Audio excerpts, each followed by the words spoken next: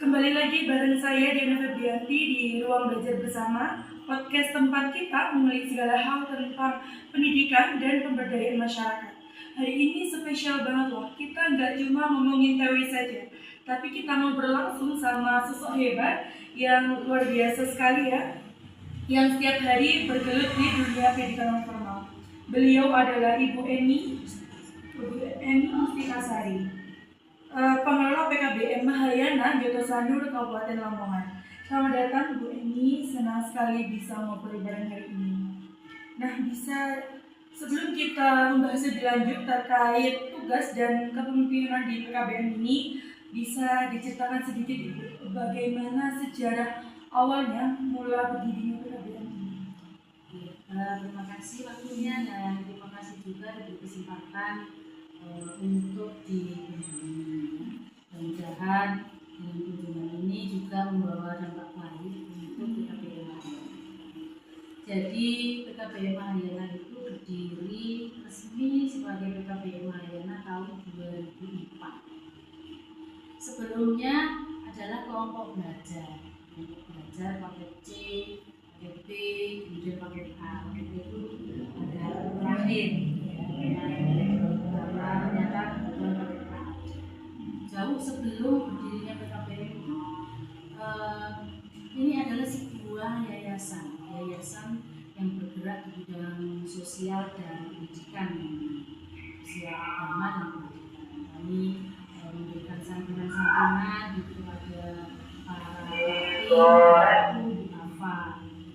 Kemudian suatu ketika tahun berapa ya saya lupa, sebelum tahun 2000 itu kita mengadakan pelatihan untuk remaja-remaja di Kecamatan Kuku, terutama di desa-desa itu tentang dampak Napsakar. Kita bekerjasama waktu itu dengan Napsakar Jawa Timur. Kita bekerjasama, kemudian kita memberikan pelatihan kepada pemuda-pemuda itu bagaimana tentang narkotika, dampaknya, seharusnya apa yang dia nah, ketika kita mengadakan pelatihan itu kan kita pasang banner, kemudian dari Bapak PRS, Bapak penilai itu melihat terus datang. Jadi kami didatangi tanpa ada pemberitahuan, tiba-tiba dia datang di acara lokasi kita, terus bilang, Bu ini kan yayasan, ya bisa kerjasama dengan lembaga lain juga, berarti bukan bisa dengan lembaga lain selain dengan Napsakar juga. Akan memberikan pendidikan kerja paket itu. Waktu itu kan terkenalnya masih kerja paket. Kita terkenalnya di Kecamatan itu belum ada waktu itu, yang ada masih di Sandojo. Terus caranya bagaimana Pak? Nanti datang aja ke dinas pendidikan, ke ruang saya, terus saya kasih pedoman. Udah gitu. Terus kita datang, habis itu kita pilih syaratnya PKBM pendidikan harus punya 3 kegiatan. Jadi 3 program kegiatan. Kebetulan kita sudah punya madrasah diniyah, kita sudah punya TPG gitu waktu itu, sehingga anggap saja itu sebagai modal awal. Ditambah dengan kesetaraan, istilahnya sekarang ya, kesetaraan. Kita pilih ada itu. Terus di tahun 2024 itu baru ada izin pendirian itu turun sebagai PKBM Mahayana. Jadi, kok Mahayana kayak orang Hindu-Buddha gitu. Ya, waktu kita ke Kemenak, waktu itu kan masih Kemenak itu kok Mahayana Hindu-Buddha, kok mendirikan TPG, mendirikan madrasah diniyah gitu. Mahayana itu singkatan dari para leluhur kami, yaitu Maulana Hadi Jariah, kita singkat Mahayana. Itu riwayat berdirinya PKBM Mahayana ini berdiri tahun 2004. Kalau boleh tahu untuk program dan layanan yang tersedia di sini apa?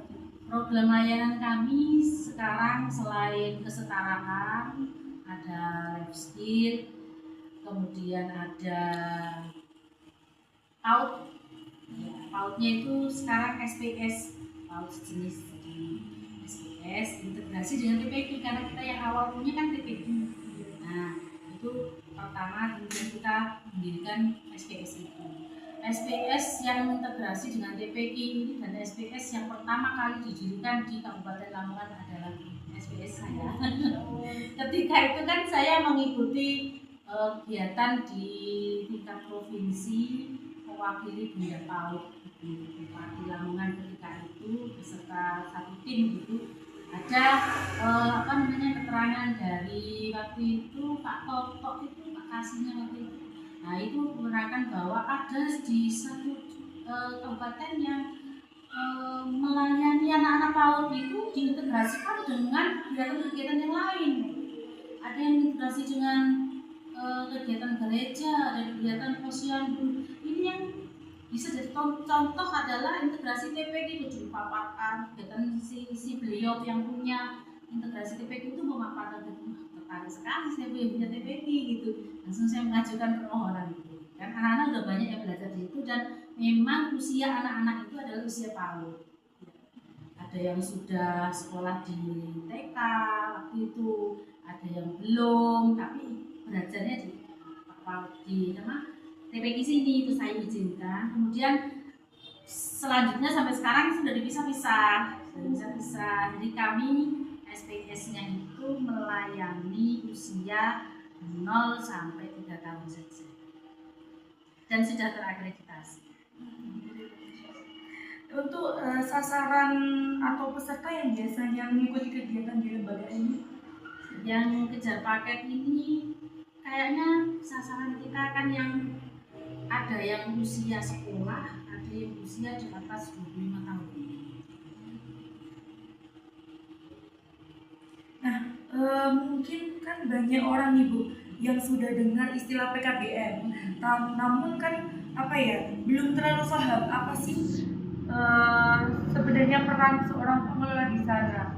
Boleh diceritakan apa sih tugas dan tanggung jawab Ibu dari PKBM ini? Ya, jadi kami selain menyelenggarakan kegiatan pembelajaran kesetaraan dan sebagainya yang kami layani, itu kami juga memberikan pengertian kepada masyarakat bahwa ketika sekarang perkembangan anak-anak remaja yang seperti sekarang ini dengan berbagai perkembangan teknologi itu kan banyak anak-anak remaja itu yang kayaknya males gitu ya sekolah gitu, yang dengan banyak tugas gitu. Kita memberikan pengertian kepada masyarakat ketika di misalnya ada majelis taklim gitu. Dan saya juga sering mengisi di majelis taklim itu di Kecamatan Bukung ini kan ada itu. Kemudian di forum-forum desa, misalnya pas ada kepala desa mengadakan forum minta waktu gitu, memberikan pengertian bahwa kejar paket itu adalah sebuah alternatif bagi para remaja yang tidak mau sekolah di sekolah formal, atau anak-anak remaja yang putus sekolah, atau anak-anak remaja yang memang dikhawatirkan bergaul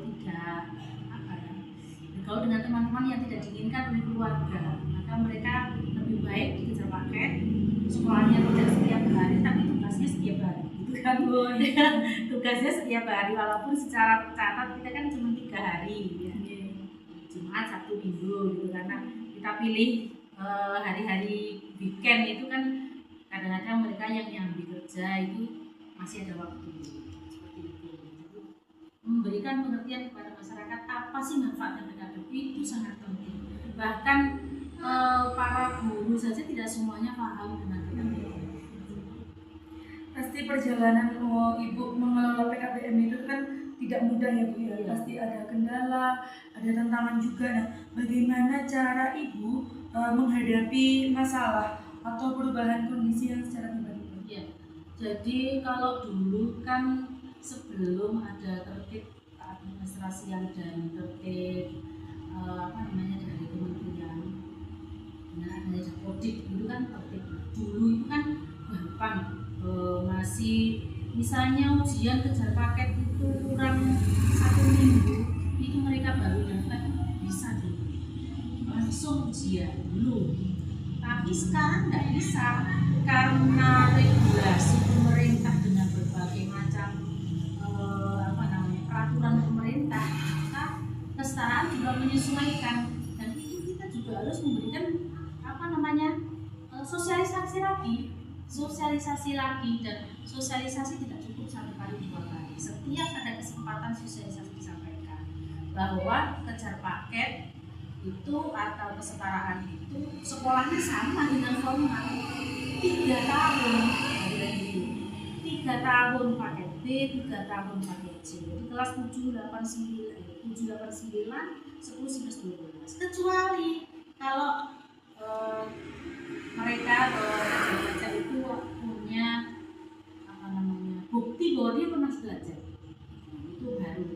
Itu pun harus disampaikan. Kalau tidak disampaikan secara detail, mereka menganggap bahwa ini PKBM ini mempersulit, kan? Ini PKBM ini mempersulit. Kalau dulu itu bisa langsung daftar, langsung ujian, kok sekarang harus 3 tahun. Nah, kita paparkan ini peraturan pemerintahnya seperti itu. Nah, itu juga tidak semerta-merta mereka semuanya paham gitu ya. Tapi alhamdulillah sekarang sudah banyak yang paham. Kadang-kadang mereka putra-putrinya dipondokkan, disalaf, itu terus kalau pulang, ternyata butuh ijazah yang seperti ini. Akhirnya dia pulang, mulai SMP pakai B itu. Selama PKBM ini berproses, kendala terbesar apa Bu yang sering dihadapi? Mungkin mohon maaf dari dana ataupun minat warga tersendiri. 50-50 ya. Jadi minat itu juga ada, dari biaya juga ada. Nah, kami itu kan kalau usia sekolah semuanya kita daftarkan untuk layak PIP. Ya, semuanya kita daftarkan layak PIP. Kenapa? Karena PIP salah satu syaratnya adalah orang yang bermasalah. Nah, sedangkan yang masuk di kejar paket di PKBM itu pasti anak-anak yang bermasalah gitu. Jadi saya masukkan layak PIP, tapi juga tidak semuanya dapat. Karena nggak tahulah pemerintah itu persyaratannya apa, kita nggak tahu. Tapi yang jelas anak-anak yang dapat PIP kemudian akhirnya kan terbantu. Jadi anak-anak yang dapat PIP itu untuk paket C, paket A, paket B itu ya walaupun tidak memenuhi ketika kita mencanangkan biaya secara mandiri itu kan beda.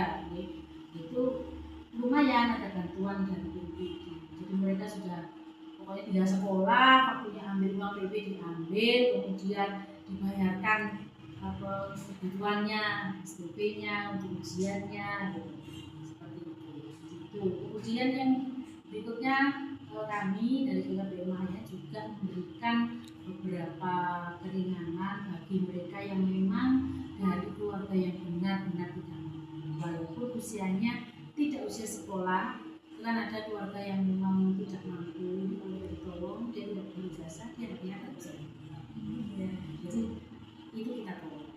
Ada yang 50% biaya, ada yang bebas biaya, dan sekarang banyak yang kita bebaskan itu sekarang sudah jalan. Terus bagaimana cara mengatasi anggapan masyarakat terkait menganggap pendidikan non formal itu kan kelas 2 seperti itu kan, banyak masyarakat kayak mengesampingkan gitu Bu, nggak kayak pendidikan non formal. Ya pasti beda. Yang namanya pendidikan formal itu masuknya setiap hari. Kamu sekolah mulai pagi sampai siang sampai sore bahkan. Sedangkan kamu kalau di pendidikan non formal pulang kamu cuma 3 hari. 3 hari itu aja kamu tutorialnya cuma tatap mukanya 1 hari. Tutorial tidak semuanya mau ikut tutorial. Tutorial hanya beberapa yang mungkin mempunyai kendala, atau tidak memahami dari modul-modul yang ada itu tidak paham, baru dia datang. Terus harus diterangkan ini, bisa nggak paham ini.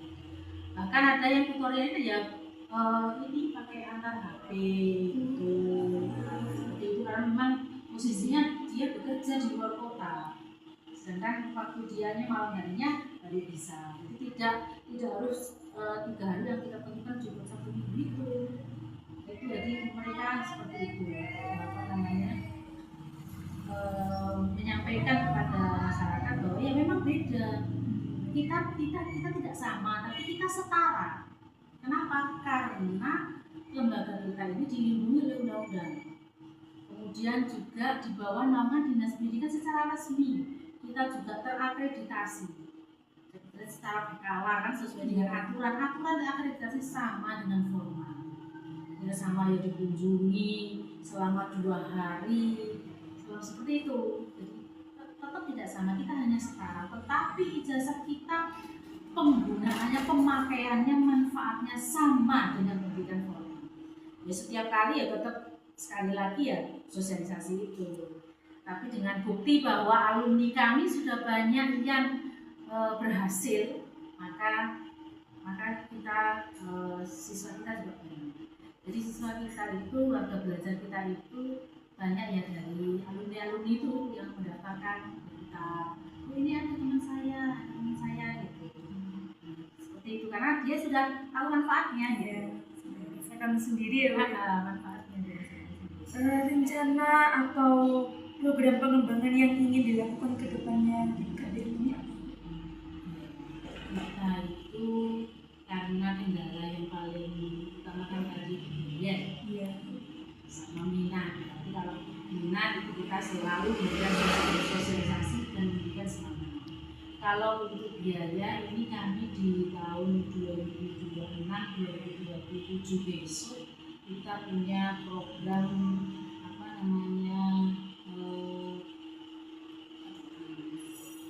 dispensasi pemberian potongan harga itu, potongan biaya tapi tidak semuanya. Jadi pendaftar pertama di gelombang 1 itu yang mendapatkan prioritas itu untuk yang dicapai. Nah untuk program yang lain seperti SPS kita ingin meningkatkan bisa menerima keluarga belajar SPS itu ditingkatkan menjadi dan kan ada anak-anak itu yang orang tuanya aku nggak mau nggak itu aku di sini aja. Kita layanannya cuma 3 tahun, aku sudah berkali-kali. Kayaknya yang tahun ini agak banyak yang tetap tinggal sementara usianya sudah di atas 3 tahun. Berarti kan layanannya kan berarti lain. Jadi kalau untuk itu kita tingkatkan. Kemudian untuk life skillnya ini kita mau nyoba lagi mengaktifkan model keterampilan universalitas kita kita terapkan model keterampilan yang dibutuhkan di masyarakat. Sekarang yang dibutuhkan kan jual beli online itu kan butuh keterampilan. Keterampilan bicara, kecakapan dia menerima, itu yang mau kita arahkan ke sana. Karena kayaknya anak-anak yang usia sekolah di Surabaya itu, mereka kan semuanya kan memiliki keterampilan IT-nya kan tinggi, itu kan kita manfaatkan biar tidak sekedar TikTok atau YouTube gitu. Jadi kita tingkatkan biar dia mempunyai keterampilan ketika nanti sesuatu ketika dia kerja di sana nggak terasa kerja di sana dengan di rumah aja kita pakai ini. Nah yang keterampilan IT-nya dia bisa kerja di rumah tapi dia punya hasil itu yang menjadi baru kita canangkan. Hebat sekali, Masya Allah. Nah, yang terakhir Ibu, pesan apa nih yang mau Ibu sampaikan buat pendengar kita ya, terutama yang mungkin tertarik dengan PKBM atau yang sedang berjuang di PKBM? Yang jelas kita harus kuat. Namanya pendidikan non formal memang harus kuat gitu ya. Perjuangan kalau nggak kuat ya kuat segalanya, kuat hatinya, kuat pendengarannya, kuat pikirannya. Kemudian yang sampai sekarang ini saya inginkan adalah kurikulum khusus untuk pendidikan non formal. Pemerintah memang sudah ada buku-buku kurikulum khusus paket C, paket B, paket A semua, apalagi dengan kurikulum Merdeka itu kan di situ dicampur kurikulum SMA garis miring paket C. Kurikulumnya di situ. Nah, padahal tidak bisa paket C kemudian disamakan dengan SNM. Tapi kan itu kurikulum besar dari pemerintah pusat. Saya inginkan yang khusus untuk PKBM saya sendiri mungkin, terutama pada mata pelajaran yang khusus. Kalau mata pelajaran umum, matematika, bahasa Indonesia, bahasa Inggris kayak gitu dari pemerintah sudah ada. Nah, pendidikan agama itu dari pemerintah secara global di kurikulum pemerintah yang baru di Merdeka, sekarang itu namanya mendalam. Ya itu ada, semuanya ada, tetapi harus saya ingin itu dikelola sendiri karena pembelajaran kita cuma 3 hari. Itu bagaimana? Sudah ada secara global kok. Kalau gitu Bapak Ibu tinggal menentukan aja ini dari struktur kurikulumnya ditata ini mana yang mau diambil ini kadang-kadang. Nah, para pejuang PKBM kadang-kadang males dah ya berpikir ada milah-milah, ada milih-milih jadi males. Kenapa? Karena rata-rata pejuang PKBM itu merangkap di formal, kan? Jadi di sini formal, ini ke non formal itu rotok ngeluh gitu. Itu salah itu yang saya inginkan sebenarnya. Jadi kurikulum khusus yang sudah ditelurkan, harus dipilah dari kurikulum yang besar dari pemerintah itu.